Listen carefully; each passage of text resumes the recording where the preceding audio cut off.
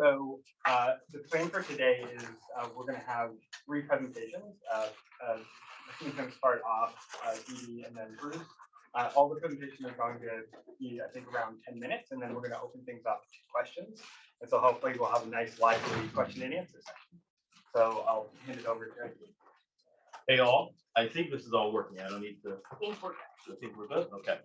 So I'm excited to be here on this panel, and I'm going to try and keep my remarks brief. Before I begin, I just want to thank my undergrad research assistant, Elijah, for helping put together today's presentation. We give credit where credit's due, so I'll take responsibility for all the bad stuff, and he gets credit for anything that sounds a little smart. Okay, so let's see if this works. Okay, so I'm going to make just a few quick remarks about the 2022 midterm election. Here's our brief roadmap for a brief set of remarks. I say brief, I'll probably go over time. But I want to start today by noting that this election, as has been the case for some time, democracy is on this year's ballot. So I want to start with a tweet from a candidate for Secretary of State from a place that I got to know well, the state of Michigan, where I did my PhD. And Christina Caramo says in this tweet, response to a tweet about Arizona, the audit in Arizona has shown us that our election system is massively corrupt. The bigger scandal is how much of the media refuses to cover it. This reveals the problem is worse than we thought. Thank you to the Patriots in Arizona. So just a note about Caramo, she has been endorsed by former President Donald Trump. Again, she is on the ballot against the current Secretary of State, Benson, in the state of Michigan, who would oversee elections. Caramo is a proud election denier. She worked to overturn the 2020 election, was an election auditor, challenged ballots in the state of Michigan. Those of you who didn't follow Michigan in 2020, perhaps as closely as I did, I sat through a canvasser meeting. It was on Zoom during the period where everything was on Zoom.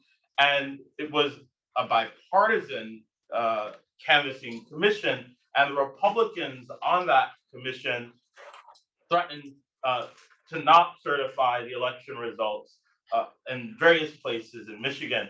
And perhaps unsurprisingly, a place they zeroed in on was Detroit. They at some point made a compromise. They at least attempted to arrive at a compromise, saying that they would certify various suburbs, but Detroit proper, for reasons that are totally beyond our understanding. Detroit, was special.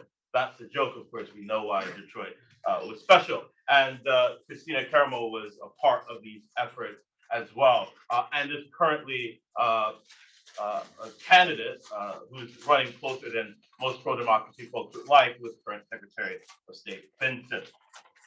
These are some data from 538. There are currently 199 Republican candidates who have fully denied the legitimacy of the 2020 election. According to data from 538, 60% of Americans will have an election denier on the ballot this November. 60% of Americans. And beyond those who have outright said that the 2020 election results were fake or there's 61 candidates who have at least raised questions about the 2020 election. These folks will likely, some of them will likely win these elections, and as our friend and colleague Jake Grumbach notes in his work and says pretty frequently, democracy dies in the states.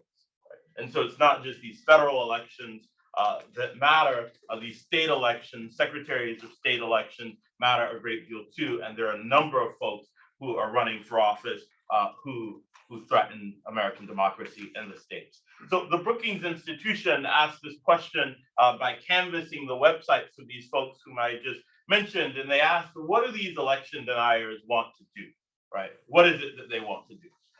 And they broke it down into 3 categories of things that should scare us shitless. These people want to change how votes are cast. And so a number of them, by way of their campaigns, have said that if elected, they would restrict voting. They would do away with mail-in voting, which a number of them called into question throughout the last election, thanks to arguments made by former President Trump and other Republican elites. They want to change how votes are counted by restricting which ballots should count for various elections, shortening election times, saying that only ballots that are in by election day should be certified, calling into question ballots that have traditionally been counted across state elections. And of course, they want to change the control of election results, putting into place political partisans and roles that were often bureaucratic and technocratic in nature, putting into place those who would do the bidding of a particular political party. And so democracy is on the ballot in ways that, again, should scare pro-democracy folks. So what else about this election? I'm a scholar of identity and race, and one of the things that has stood out to me is that racial appeals are in, right? They're in vogue, in fashion, and political elite are doing things that political scientists used to say would be beyond the pale. I won't bore you with all of the research in this space, but before I get to some examples, the conventional wisdom in political science for a long time was that political elite could pay a great cost for engaging particularly in explicit racial appeals. Right? And so Tali Mendelberg famously wrote a book called The Race Cards Project, in which she argued that there was this norm, this universal norm of racial equality, such that if politicians wanted to invoke race, they had to do it implicitly, because explicit appeals were beyond the pale, even for racial conservatives who, for reasons of social desirability, did not want to associate themselves with at least explicit racial appeals. I think the past several years have laid bare the limits of such a theory to explain American politics. As someone said, there may well be a universal norm of racial equality on college campuses, but such a norm seemingly does not exist in American life more broadly. And I think this is evidenced by the kinds of commentary that we've seen throughout this election. First-term Senator Tommy Tuberville, I always want to call him Tuberville because that's a place near where I grew up, but Tuberville, I think is how he said the issue, he said recently, the issue is crime, not race, but the liberal media is intent on helping Democrats win. And we have this quote here. He said famously now about Democrats, they think the people that do the crime are owed reparations, the people who do the crime. Even in grad school, I was suspicious of what we called implicit racial appeals. We would call this in the literature an implicit racial appeal, but it takes not even a nanosecond to know that he's talking about Black people. I mean, I don't know how implicit the rhetoric is. He would also go on to say, they're not soft on crime, they're pro-crime, they want crime. And I just want to make the argument here that these discussions of crime, both locally in places like San Francisco and elsewhere, are racialized. And of course, we see language like this from Marjorie Taylor Greene. Joe Biden's 5 million illegal aliens are on the verge of replacing you, your jobs, and your kids in school, and they're also replacing your culture. I mean, I guess that's implicit for some people who live under a rock, but it's pretty racially targeted and racist and xenophobic rhetoric that has a main place in American politics. And of course, we've all followed the brouhaha over CRT and defund and the like, and we can talk about this in the Q&A, but this is just all a part of an attempt by Republicans in particular to make race a central feature, race and culture a central feature of American politics and of this election. And I'm happy to answer questions and dialogue about that in the Q&A. And then I guess I'm just going to finish off by saying that as a political scientist and a guy who studies public opinion, I have long not really known what we meant by the fundamentals. Bruce is going to talk more about that. But one of the things that has been striking is just how dynamic this election has been. And I think for a lot of folks in this room, if we know anything about the folks in this room, that things are a little scary, but the Democrats are actually doing a little better than they should be doing. I'm just gonna pull through these charts really quickly just to show you how things have shifted. Democrats are once in lead, then Republicans, and now Democrats, and then we see in recent weeks Republicans taking a bit of a lead as well. This is not all that surprising. The opposition party usually does well in the midterms, but Republicans have really pushed how far they can go. I mean, a Republican majority on the Supreme Court, or I should say, justices appointed by Republicans on the Supreme Court, of course, overturned Roe v. Wade. It seems to benefit Democrats insofar as we should think about such an outcome that way for at least some period of time. But it seems in recent weeks and months, the Democrats just can't get over the fact that the media and others have set the narrative that inflation is pretty bad for a lot of Americans, and the vibes are seemingly off in some ways, and happy to dialogue with this panel about all of that. I really wish the stakes were lower than they are and that we didn't have to worry so much, but I really think we should be pretty concerned. I'll stop there. All right, so I'm going to continue the theme of sort of democracy at risk by first drilling down on what's happening at the state level. I'm sorry that there aren't slides, I'm just going to sort of shout numbers at you. And then by contextualizing trends, particularly on the far right in the United States, with a more global comparative look at what's happening with the right more broadly, particularly in the West.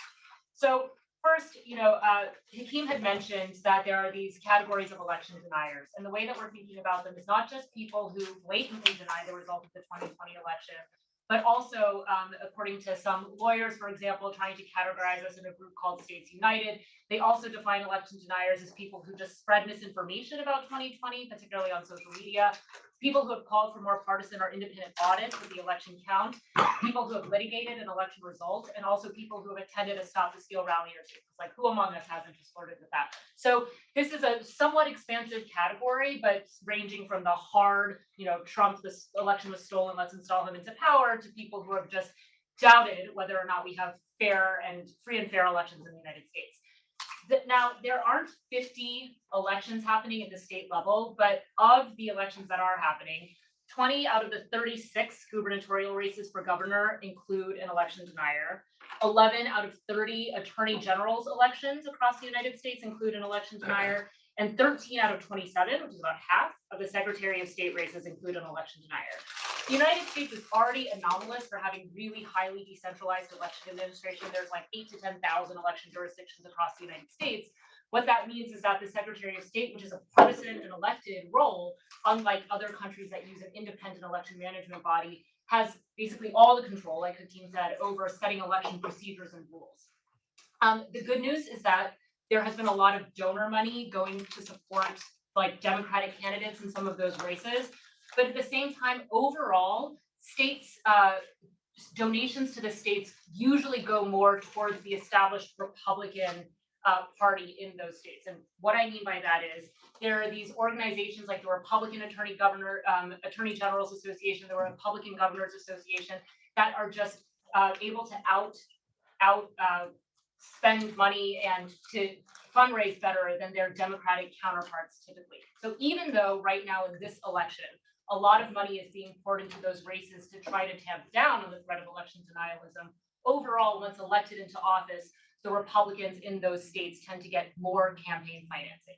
This has policy consequences. The attorney generals, for example, or attorneys general, have been really active in suing the federal government. They sued over vaccine mandates, they sued over the Affordable Care Act, they sued very recently over EPA rules. So there's a sort of new way to challenge or undo some federal legislation that Congress might pass if it was so inclined. The states have also just been really active loci of partisan election activity, as Hakeem had mentioned.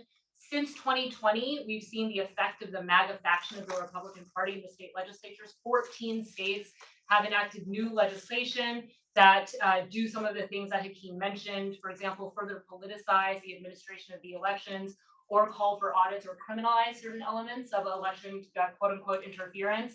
And there was a lot of outcry over early bills in 2021 in Georgia and in Texas, with even corporations coming together to denounce that kind of legislation.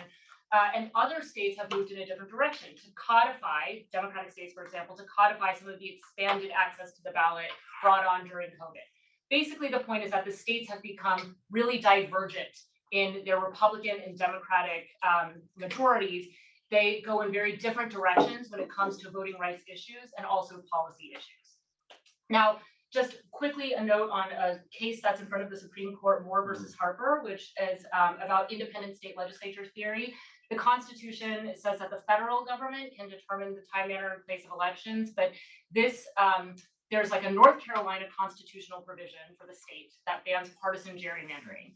And the state legislature is saying it has the right to have an independent authority over governing federal elections.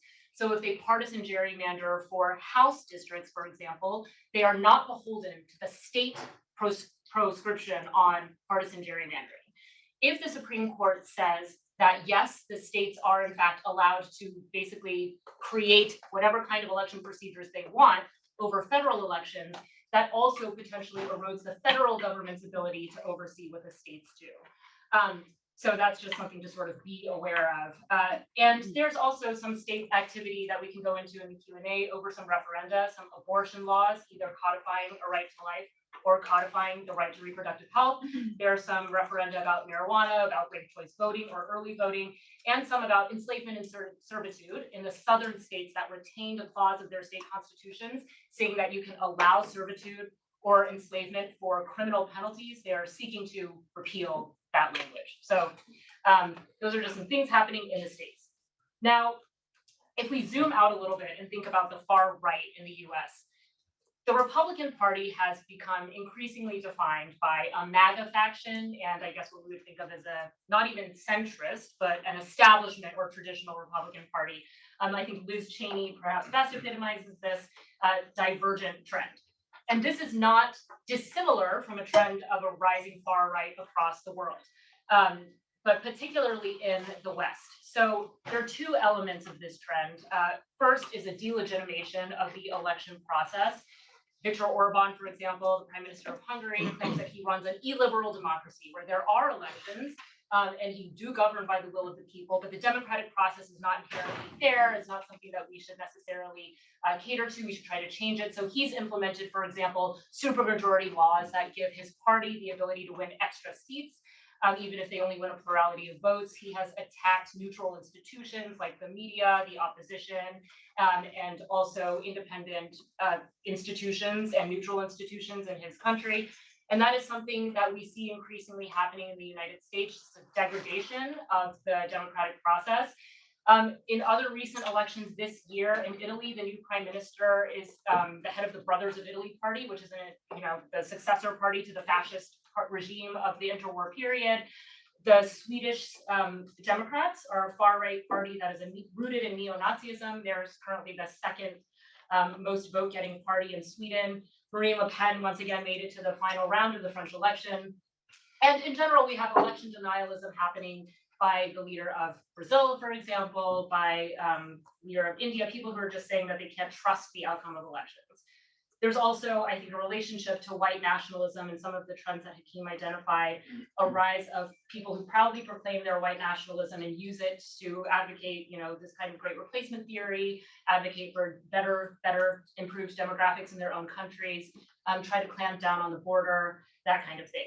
Now, I'll just close by saying that 70% of Americans think that American democracy is in crisis, but they're very divided about the roots of why that is.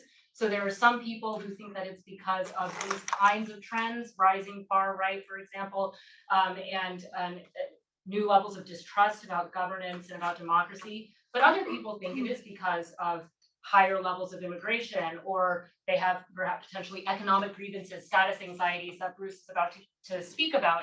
But of course, identifying different causes of these problems will entail radically different solutions. They often are used as a pretext for leaders to cement their hold on power. And they're particularly bad in a time when democratic leaders have been seen as unresponsive for a really long time. And that is a trend that we are fully aware of in the United States, that even when there wasn't as much polarization, 20 years ago, for example, people still didn't necessarily think the parties represented their interests. And that is sentiment that has just risen over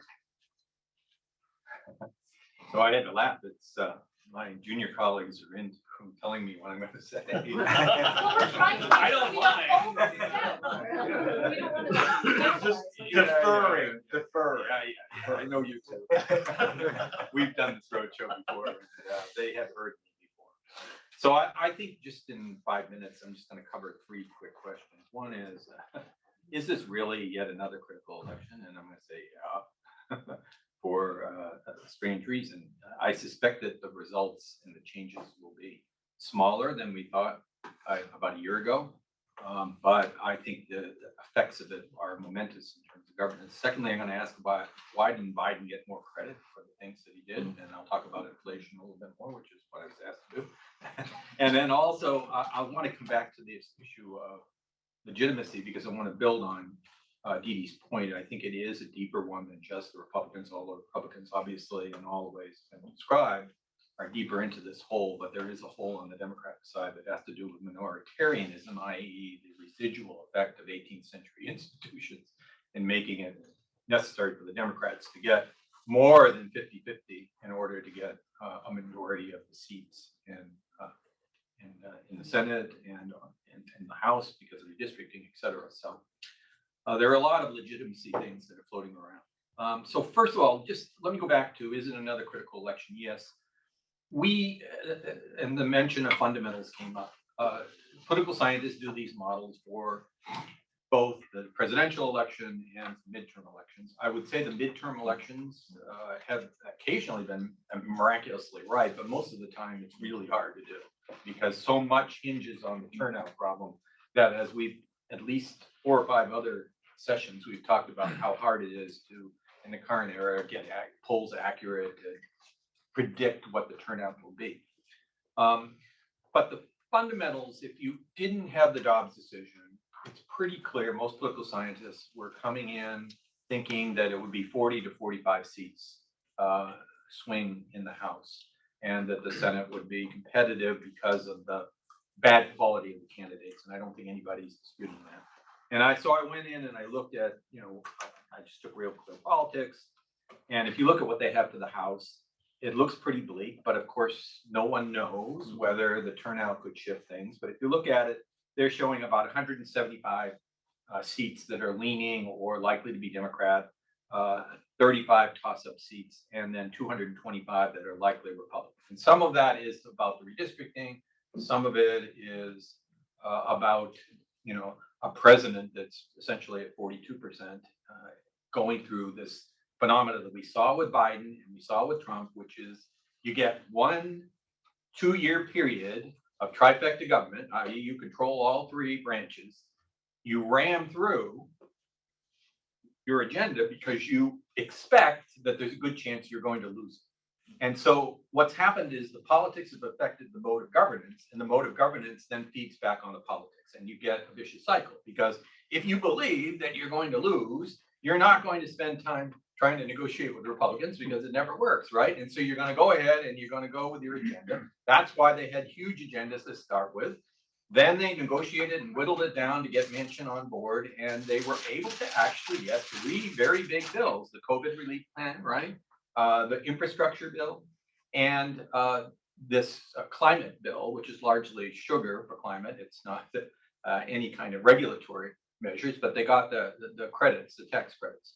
Now, so, going in, it's clear that we're in a pattern where, and Mofiorian has these wonderful charts that he shows, where you can see how often now in the modern period you have trifecta government where one party controls, it lasts 2 years, and then boom, there's a reaction against that.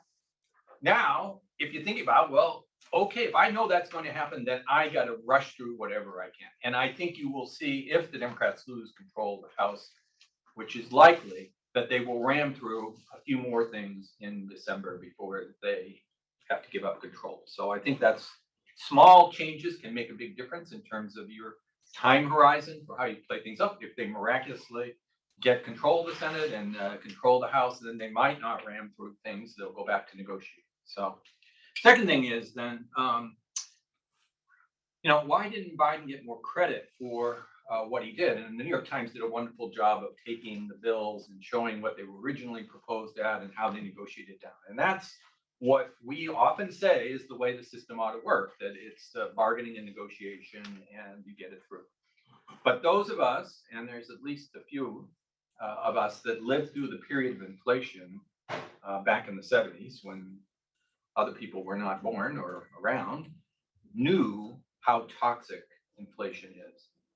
And as Didi pointed out, inflation is also a huge issue in Europe right now. We have a weekly phone call of political scientists in Europe and the United States, and everybody's singing the same song. Britain did this amazing U-turn recently, and they're dealing now with this big mess. And inflation is a key element of that Prime Minister Sunak is going to have to deal with. So it is a major problem. We know that inflation has very bad political effects. If you think back in the 70s, it definitely causes certain people on fixed incomes to have problems.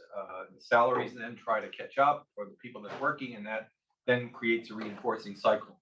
So having this inflation happen. So then the question is, well, why blame Biden? Okay, well, the answer is that in politics, you need just a small element of plausibility to build up a big, case. And the small element of plausibility is, yes, inflation largely is driven by coming out of COVID and all the relief that we gave in COVID and the supply chain issues. It's driven, of course, by the Ukraine and the fact that, you've got gas prices that have gone up as a result of what's going on there. So all those things, but the fact is you cannot do fiscal stimulus to the tune of $3 to $4 trillion. You can't do fiscal stimulus at that level and not plausibly have contributed. Now, if you look at it, particularly this last bill, but in the infrastructure as well, and this is something that CDDRL has done some work on in the past, it takes a long time to build out infrastructure. And so the spending on that is not going to happen right away. And the interesting thing about it is if the economists are right, and that's a big if, because no offense to the economists, they're not usually right, but they're saying we are looking at a potential crash in the next 2 years. Arguably, this fiscal stimulus that you passed with these bills, which are going to be hard for the Republicans to reverse until they get the presidency, will be providing stimulus at a time that we possibly have a recession. So it's possible that the worm will turn in such a way that the Democrats will actually get credit for these bills eventually, but we don't know. Now, lastly, I just want to finish. I do think the interesting thing about the article that the Times had is, they found in the poll that a lot of people thought the system was corrupt. And this goes back to something I wrote about and I was talking about when I first came to Stanford, because I was writing a book called Democracy More or Less. And that's the ambiguity of the word corruption, that typically when we mean by corruption in a very legalistic sense is the quid pro quo for materialistic gain in exchange for public favor. But what the public means by corruption is that the will of the public is corrupted by elites. They're not listening to us. And that gets to the roots of populism that we're dealing with right now. And I do believe the perception that the system is flawed in that way is on both sides of the divide. Whether it's completely accurate or not, we can spend some time talking about. But there's no question that all the things that Hakeem and Didi were talking about in terms of the election restrictions or the election laws and the belief that somehow there's fraud and that non-immigrants are voting, all this kind of stuff, despite the empirical evidence. I think there's this deeper fear that there's replacement going on, that immigration intersects with the fraud issue, that the fact that we've opened up the borders and we've allowed new people in and that they become a more diverse electorate then is replacing the white power that was essentially the mainstay of post-war US. So I think that notion of, the immigration laws are being used to subvert political power at a time when these people are also losing social status and they're losing economic. that sounds like a familiar story to people that know a lot about, European politics in the 30s and 40s. And I think that's unfortunately what's going on in the United States. So, and I think on the Democratic side, this notion that we've got 18th century institutions that are creating a bias, and that to some extent the redistricting also is playing a role, although it wasn't quite as bad as we thought it was, because the Republicans were unsure about themselves, and so they ended up building safer seats for many of their districts rather than trying to expand their power. Nonetheless, I think the Senate and the Electoral College bias is definitely on people's minds. There is no way that we would be worrying about Donald Trump becoming president of the United States if we did what every other democracy did, and we elected the person that got the most votes. We would not be agonizing about this man. His strategy is solely an Electoral College strategy. And everything he did in governance, again, gets back to my first point about governance affects the way, the elections go, and the elections affect the way the governance. He ran an Electoral College strategy. He was typically just focused on how can I get those seats? How can I get behind the blue curtain? So, I think it's a problem, this legitimacy of the system, one that keeps a lot of political scientists up at night. We don't have any simple solutions for it. I've said to Ben Ginsberg, if he wants to work on trying to find some common ground on this, maybe we can make some small contribution here at Stanford. But it is a deep, disturbing problem that those of us who've been around for a while don't remember seeing. There are episodes after the 2000 election, et cetera. There were times when, and concerns about, polling company or companies that make the equipment, the voting equipment. But this is deeper. And this is definitely unsettling to those of us that study politics. Right. Well, that was a very ominous set of comments there, which I'm not surprised given the current setting. So one of the themes that came up several times is that the United States, operating under federalism, has a very decentralized electoral system, which seems to be at the root of many of the democracy woes that we see in the United States. One thing I'm curious about from Didi, I think, is whether we have any other good examples of democracies that had been threatened that were more decentralized in their election administration. Typically, democracies nowadays have a very centralized national election administration or some governance body that exists to do all this. We've judicialized a lot of it, but at the same time, we have sort of a big debate going on within the Democratic Party, whether this needs to be dealt with at the federal level through Congress, or whether it's something that can be dealt with going through the traditional means of litigation in states. Where do you sort of come down on that? Well, first, a few years ago, Steve Stedman ran a commission on election administration. Well, I guess many years ago, but it was. It's true that there are these best practices for how to administer an election, and we basically don't use most of them. But at the very least, it should be nonpartisan, and it's better if it's centrally managed. So, off the top of my head, it's not. I can't think of an immediate example of a country that decentralized and then centralized its election administration, although I'm sure that has happened in the process of democratization. It's more that there have been places where there are these institutional and structural biases that Bruce pointed to, particularly regarding proportionality. So we have a first past the post single member district plurality electoral system, which means the person with the most vote wins. So the seat share that we end up with in the legislature does not resemble, this problem of winning the popular vote. It does not resemble the share of votes won in the aggregate. The United States and some Commonwealth countries, Britain and et cetera, use that system, but many countries have reformed their systems to be more proportional so that the legislature's seat share more accurately reflects the share of partisan votes in the electorate itself. And in the 1990s, countries like New Zealand and Italy changed their electoral system in response to public pressure that this disproportionality somehow violated democratic values. In the United States, there have also been some efforts to provide more federal oversight of elections. In 2000, after Bush v. Gore, there was the Help America Vote Act, which is supposed to help the states be able to share voter lists or cooperate better.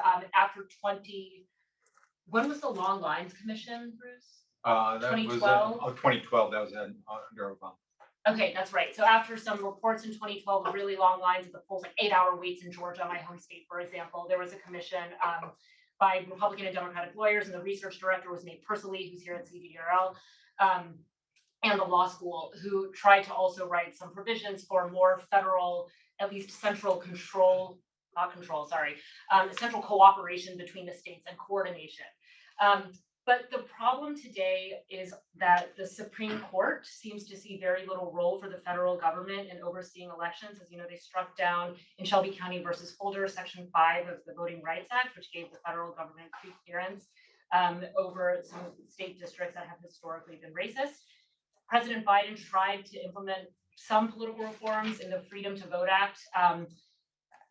The bill went through a few different iterations. It was originally called the For the People Act, but after negotiations with Joe Manchin, it took on this new form, and it would have provided a federal floor for what kinds of rules and procedures the states use in elections, and it failed in Congress. And an effort, the John Lewis Rights Voting Advancement Act, which would have reinstated some of the provisions that were overturned by the Supreme Court, also failed in Congress. So there are these efforts to do it, to try to create a little bit more coherence among the states for how they administer elections, but it seems like contemporary jurisprudence, which you actually could speak much more to, will sort of nullify a lot of it. But anyone else?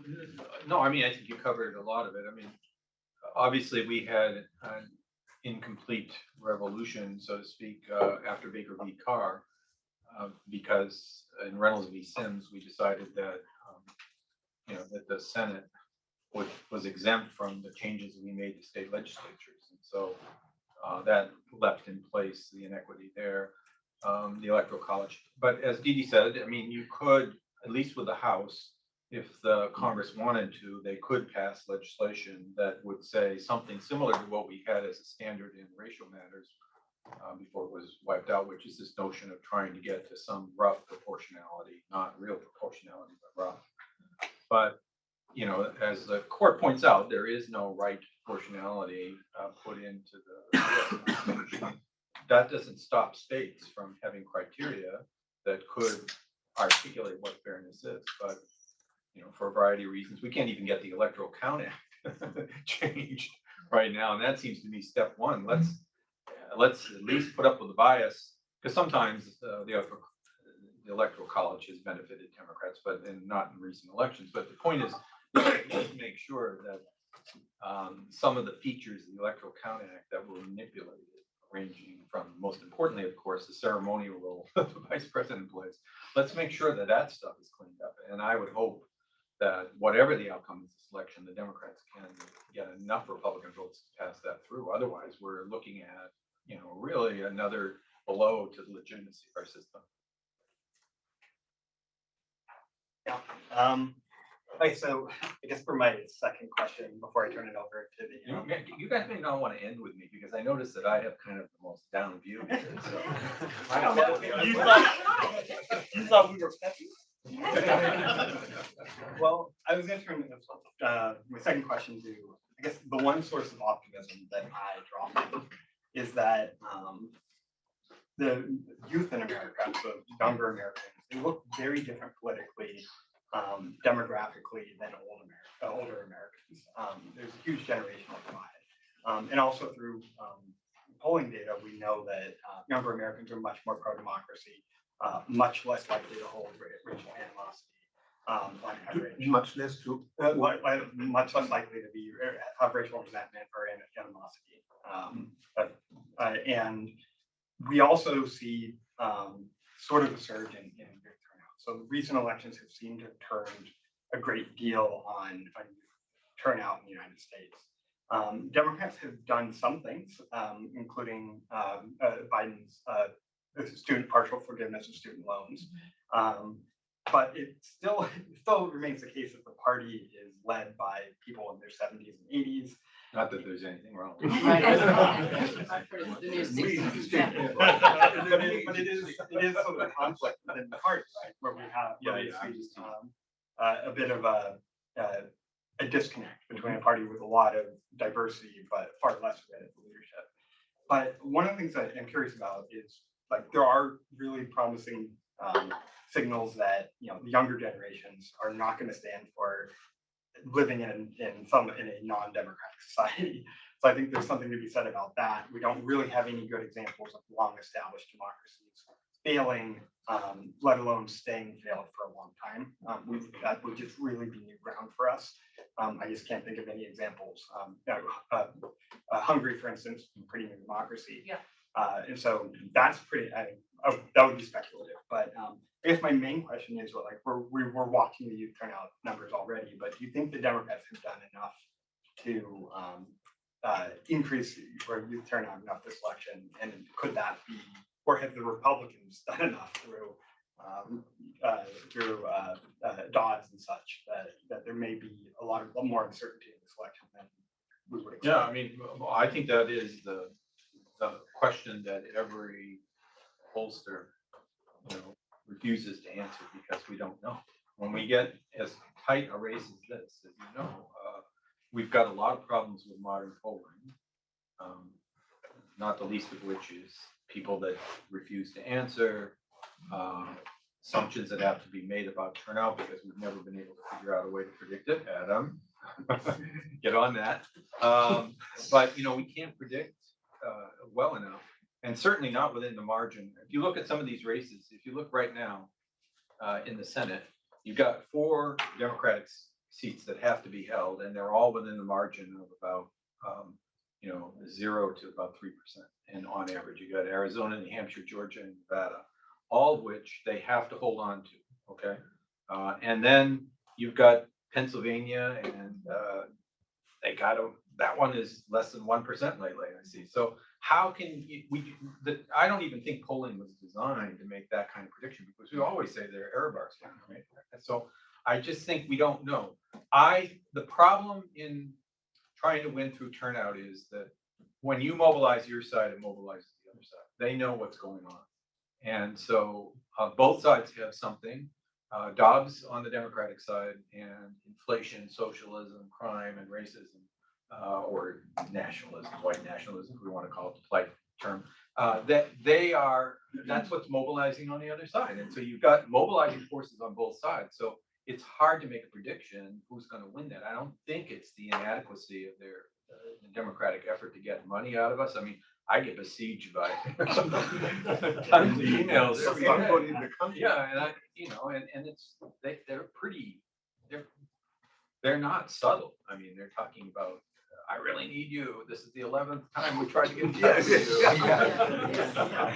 But it's also the case, right, that the Democratic Party has a really hard road to hoe. I mean, it is a coalition party in a way that Republicans are not, and so Democrats, particularly elite Democrats, listen to kind of pundit class, feel the need to win voters who live in middle of nowhere America, often talking about white working class voters, and are willing to often, it seems, I think, in view of a lot of young people, make concessions and compromises that frustrate, that give the sense that even if I do the thing which Democrats say that I should do, which is to turn out and vote, to what end?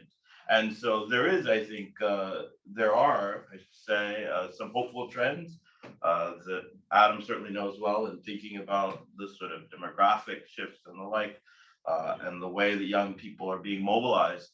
But when we look at the data, particularly among young people of color, there is overwhelming dissatisfaction and skepticism of ordinary political systems.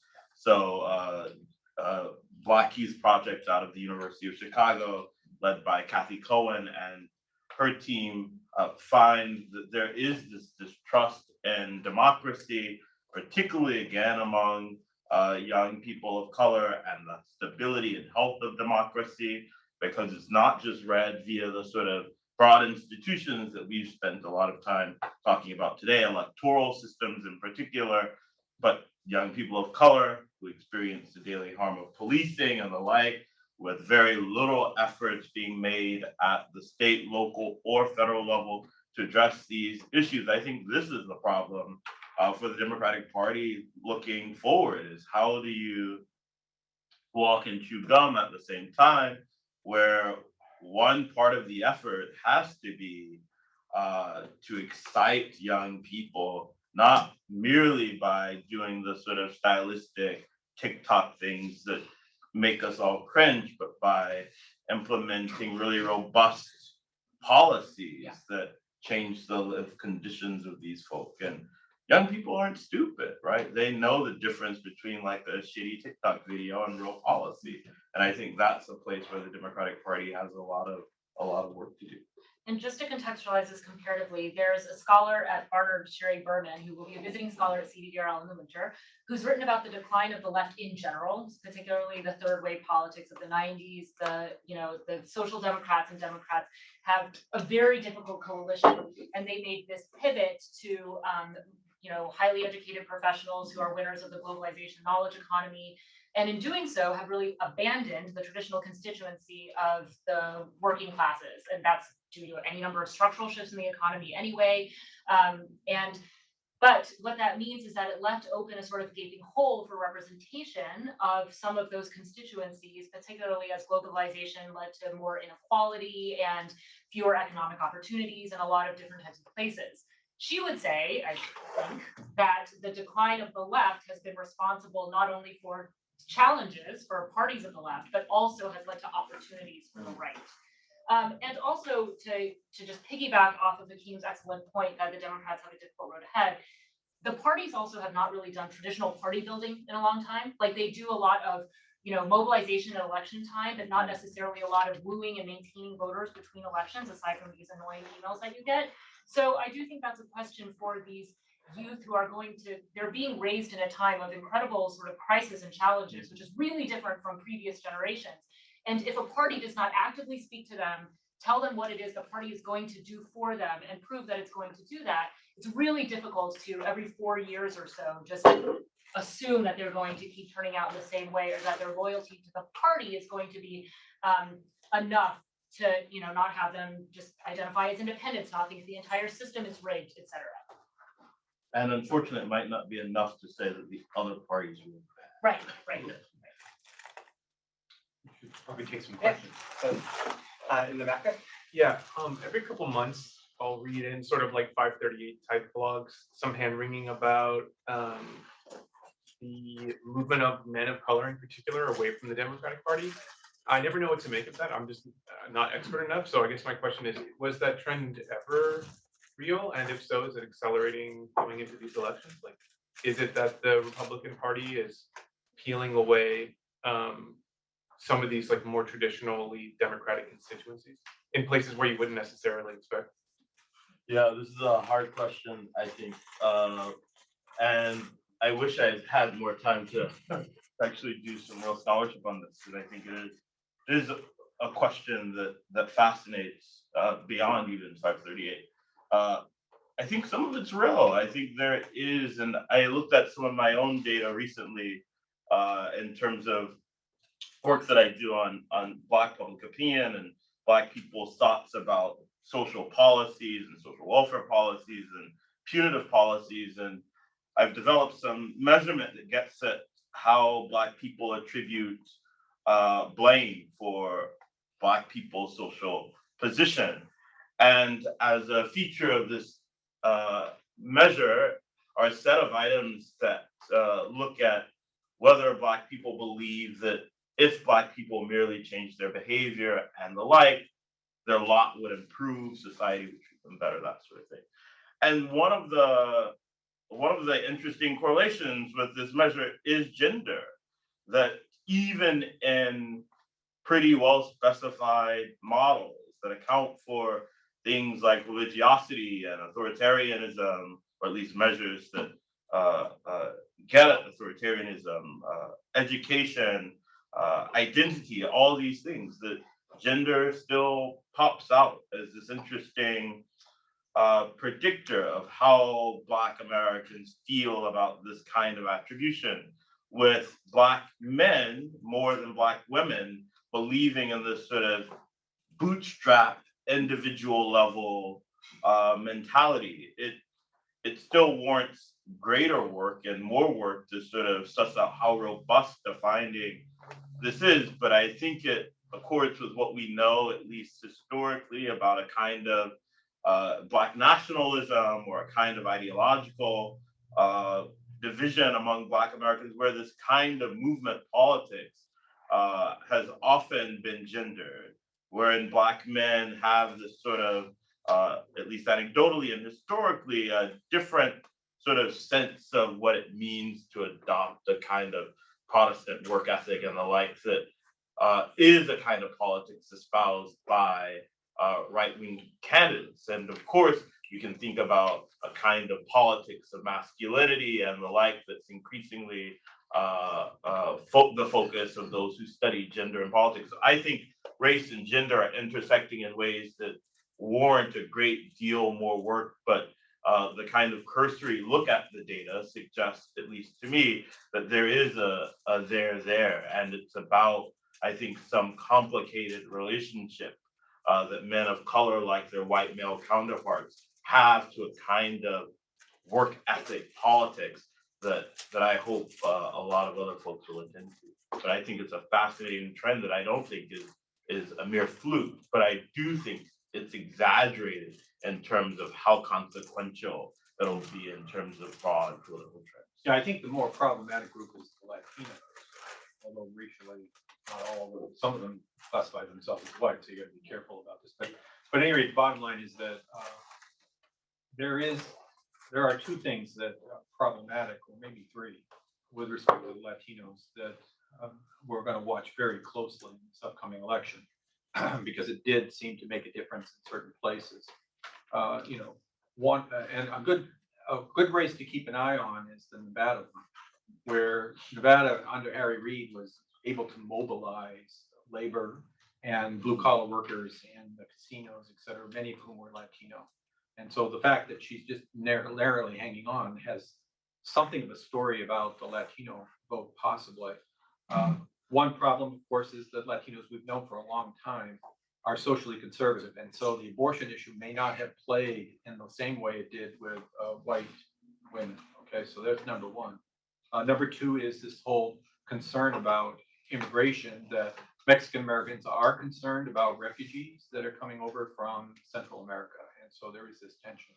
Thirdly, they didn't help things in Los Angeles with their very frank discussion of racial politics in LA, which is, to be honest, it's always been there. I have been part of these discussions, and you had people like Willie Brown that were able to keep the coalition together, but there've always been tensions in Los Angeles and in all these places over public sector jobs, over what kind of, what is the role of bilingual education as opposed to other kinds of ways you could use the money for special ed, et cetera. So these tensions have always been boiling up. So I think it is something to watch very closely in this election. So we'll see. Maybe we are at a period where we're going to see, because the social agenda is, and it fits in among women, some Black women, of course, who are very religious. And so social conservatism is in the Black community as well. So if we're living in a world where Dobson makes it now, every state legislature will be picking up the issue of abortion. That does shift the agenda in a way that could be problematic for certain parts of the Democratic Party.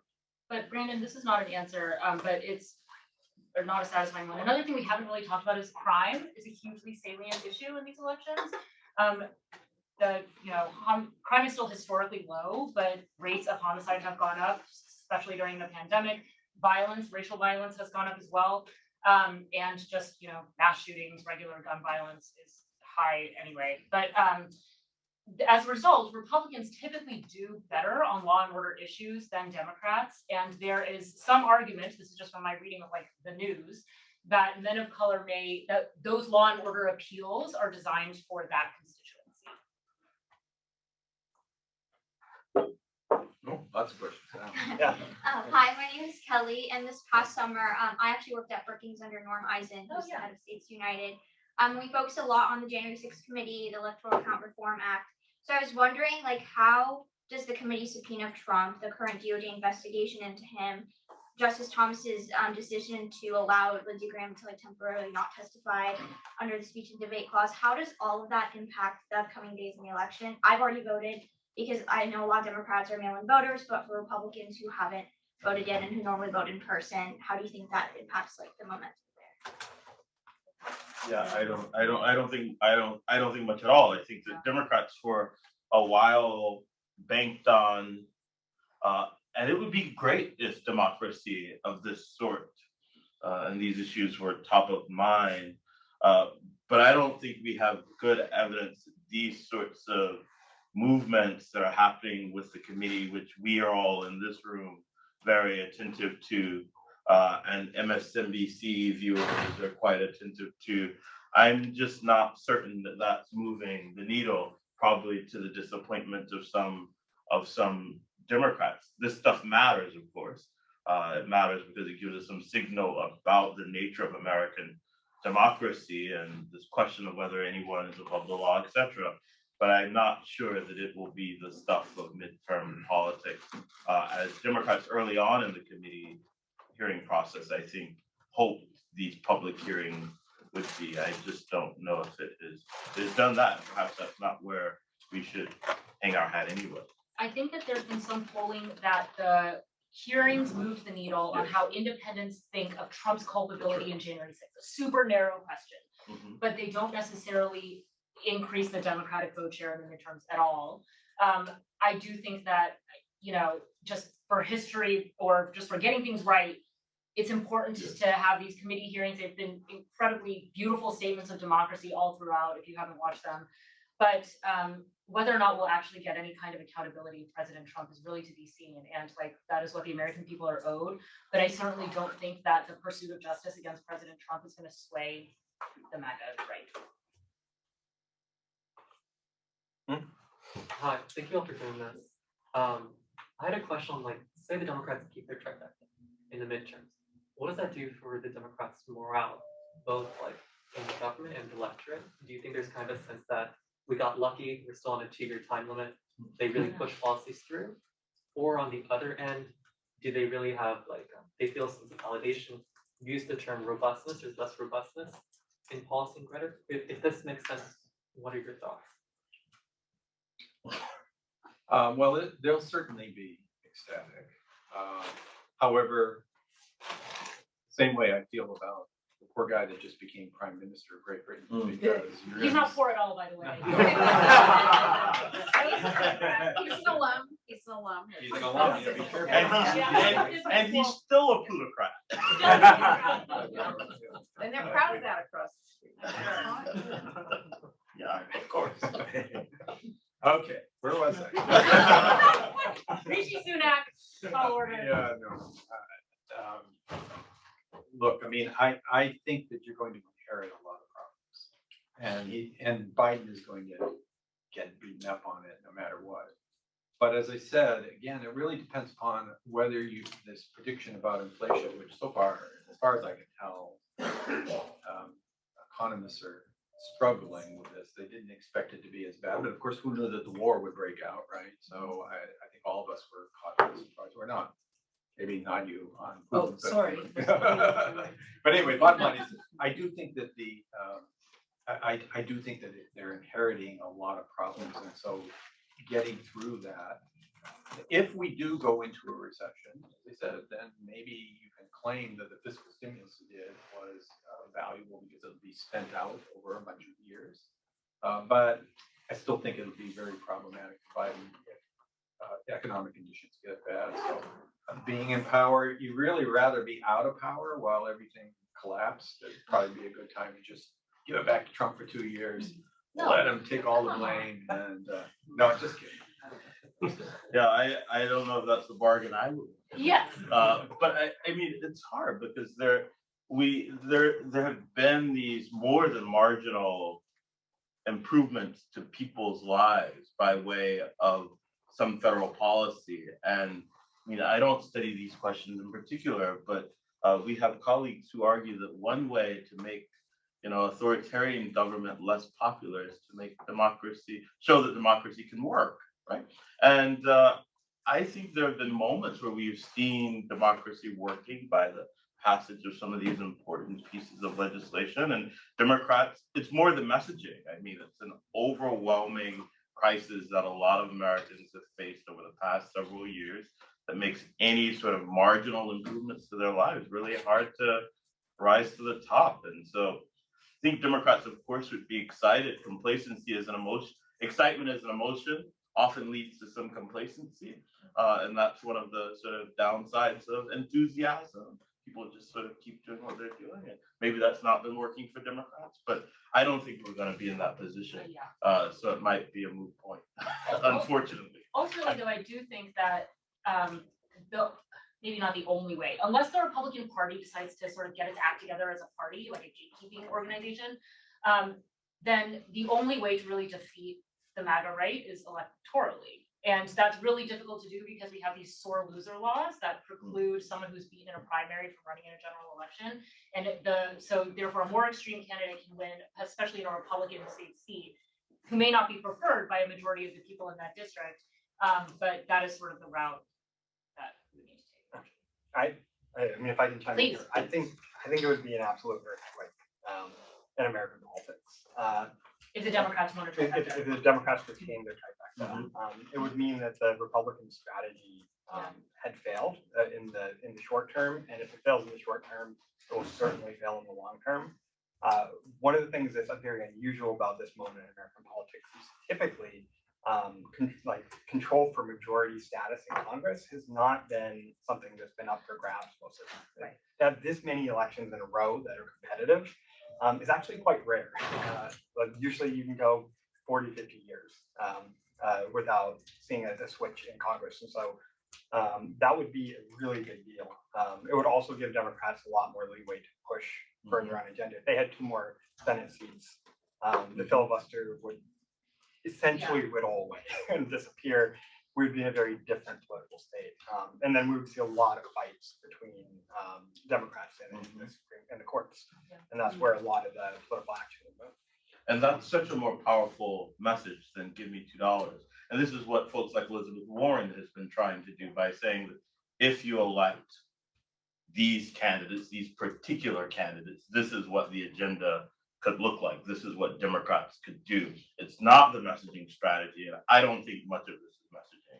I push back against that, but it's not been the strategy that a lot of elite Democrats have taken and really articulating, at least very clearly, what would it mean for your life, your family's lives, if we got, say, 2 more Senate seats. And I think Adam's exactly right, that it would mean that one could advance an agenda that really did change the material conditions of people's lives, which I think is the most important part of politics. So it looks like we have a question on Zoom.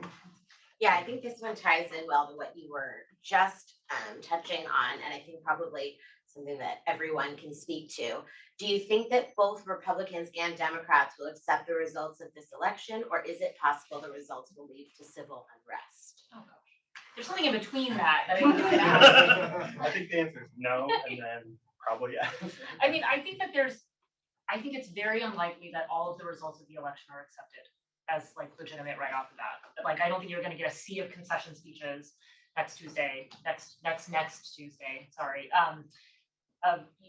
But I think that that's what's really an issue is what is the degree of refusing to concede going to be. And this is where a lot of our political scientist friends have said there's a risk, not necessarily of like authoritarian domination, but instead of what's called democratic subversion, just like an effort to sort of tip the scales here and there, say that, Detroit was the issue. Well, I don't know about these urban areas and how things are counted. There are, this morning on NPR, I heard election clerks were saying they're installing cameras in their counting rooms. There has to be a better word than that, just to increase as much transparency as possible because they know everything is going to be litigated and challenged. There have had to be new laws passed at the state level to protect the lives and security of election workers. And at the same time, Steve Bannon and a bunch of Trump lawyers have mobilized at the state level in Republican parties to recruit people to come be election workers, either watchers, like election monitors, or poll workers themselves. So there's going to be a new fun partisan element to this election, but it's just very unclear how it will play out actually. Not fun actually.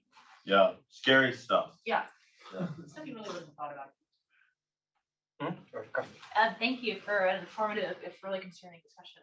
So I have a question. So I've been part of a lot of conversations recently in which the other person is saying, or is sort of appealing to both sides that might be democratic norms and processes erosions that have been the theme of this panel. So I'm curious, as people with all the latest data and citations, what's the best way to refute those arguments? So namely that Democrats are just as bad as Republicans. They want to expand the Supreme Court. If you look at some survey data on political violence, Democrats have similar levels on some metrics of doing things that are politically violent. What's the best way to refute that? Because I'm a little bit tired of these conversations. I would say institutions are not sacrosanct, but democracy is. And one party is actively attacking democracy. I think you should repeat that line. It's very good. Say that again. Institutions are not sacrosanct. They evolve over time and have. That is the nature of political institutions. Most of our political institutions, part of the problem is they were set up to solve problems back in the 19th and 20th century, and do need to be updated. And to not do that important work of democracy, I think is actually a real disservice to the public. So the notion that, say, the Supreme Court needs to remain as this powerful political player, well, that's completely out of whack with other democracies in the world. We don't see that as in these highly politicized, highly politically powerful judiciaries in the same way. So there's no sense that Democrats, by advocating for this, and of course there should be a debate about it, but advocating for it are trying to destroy democratic norms. And so I think that's the way that I would approach it. And there's a broad read of what democracy means in some corners. I mean, the right is, and this is one of the problems, is that there's no shared understanding of what democracy means. We have a grad student in political science, Katie Clayton, who's been thinking about this question of, well, a lot of what Republicans are doing and making it harder to vote, etc. They say it's in the name of democracy. I think that we can have a reasonable standard of what democracy is, and there is one political party. I mean, we don't have to look at, you can look at what's happening. Republicans are actively subverting democracy. This is a hard thing for academics to say and not want to appear partisan, but there is a pro-democracy party that advances pieces of legislation that would expand, say, the franchise, or expand access to the ballot, or at least have institutions that are more majoritarian in nature. And there is a political party whose actions subvert, undermine, and threaten American democracy. I think the evidence on that score is pretty clear, even if it's a very uncomfortable thing for an academic to say. Yeah, this isn't really an answer, but a lot of the backsliding literature, which some super recent literature, right? It's like really gotten much more active in the post-2016 era, sort of since the rise of global populisms and after the financial crisis of 2009. But a lot of that literature indicates that the public largely doesn't know or care about sort of process issues. That a lot of backsliding happens out of public view through things like some manipulation of election institutions or some centralization of executive authority. Shortly before he left office, for example, President Trump implemented these Schedule F reforms to the civil service. We have all these protections for depoliticizing the civil service, and they go way back to the 19th century and to the progressive era, the early 20th century in the United States, and they were boring. Like, there's not usually, the public isn't like, yeah, civil service reform. It has to be sort of a compromise among stakeholders, like the parties and different kinds of elites across society, that we're going to prioritize effective governance over your political ability to control the levers of the state.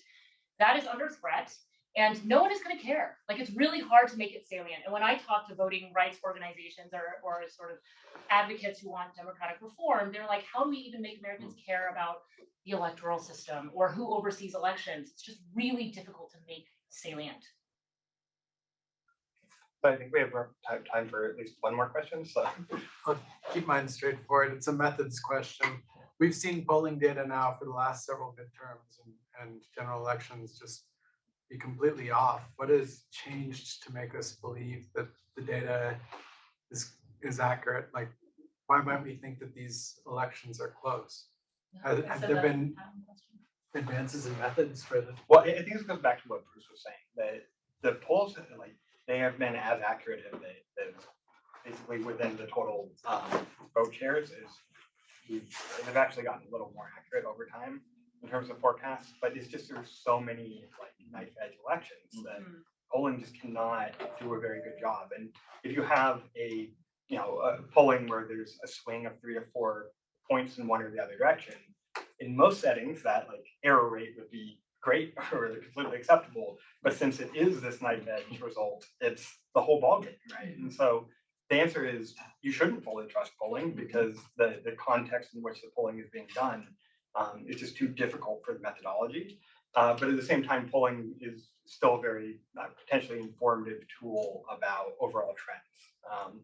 But I wouldn't put all my eggs in that basket either. Old think is that democracy needs an educated society. But how do you make voting salient to a population, a third of which can't name the 3 branches of government? There have been a lot of calls for civic education, like the American Academy of Arts and Sciences during the pandemic released a big, Our Common Purpose report. That was a really wonderful document. A huge emphasis of it was a renewed civicness and civic education. A lot of people who write about populism and backsliding say we need some kind of civic nationalism as an antidote to maybe more populist or authoritarian nationalism. But I think that also points to a new cleavage that the party system hasn't accounted for, which is in fact education. The gains and returns to education have been have been amplified under the new structural conditions of like sort of neoliberalism, globalization. In the past, education wasn't purely predictive of your party preference, whereas today it really is, with the highly educated voters preferring the party of the left, and this is true in a lot of places across Western Europe as well. And so I think that that's not necessarily an answer, but the mobilization of grievance and fear is easier than mobilizing on some kind of technocratic policy agenda, and that education cleavage is one that has been, I think, a little bit difficult. I'll just point out there's a recent survey that USC came out with that showed that there was a lot of convergence, bipartisan support for certain dimensions of civic education. Oh, that's great. Like 70% overall. So there is some good news there. The divergence is really anything related to gender. Well, yeah, I mean, education has become so politicized, critical race theory, the teaching of sex ed. So. To be continued. Maybe. Yeah. Well, thank you everyone for coming, and thanks to the panelists. Oh, thank you, Adam.